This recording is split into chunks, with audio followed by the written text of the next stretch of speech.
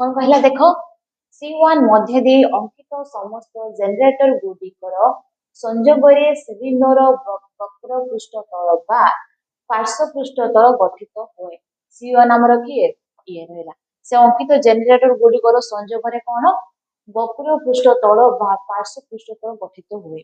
Second कौन देला वक्र पृष्ठतल और दुई आधार रे संजोगरे सिलिंडर समग्र पृष्ठतल गठित हुए।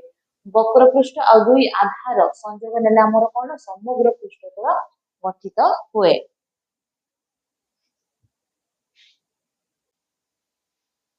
चित्र रे देख हमको कौन कहिला कहिला B1 जेकोनसी बाहुभुजकार क्षेत्र हेले S को प्रिज्म कहा जाए एवं L रेखा E1 प्रति लंब हेले S को एक सरल प्रिज्म कहा जाए।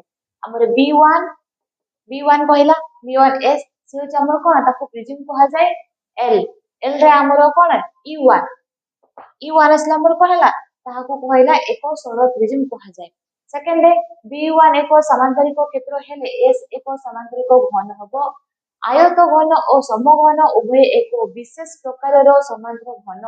एही परिस्थिति रे L रेखा E1 प्रति लंब अधिकांत समघन परिस्थिति रे PQ सह B1 रो बाहुमानकर दैर्घ्य समान हेबो।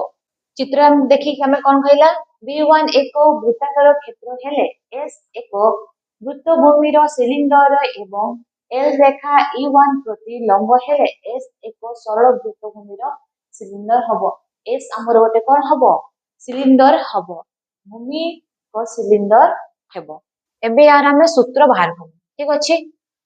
पार्श्व पृष्ठतल देखले कि समग्र पृष्ठतल ताको भी जानिले हमें तबे आयतन भी जानले तो तार सूत्र कोन देला पार्श्व पृष्ठतल रो आ वक्रतल क्षेत्रफल कोन देला आधार रो परिसीमा इनटू उच्चता समग्र पृष्ठतल क्षेत्रफल कोन देला पार्श्व पृष्ठतल रो क्षेत्रफल प्लस 2 इनटू आधार रो क्षेत्रफल आयतन रो कोन देला आधार रो क्षेत्रफल इनटू उच्चता।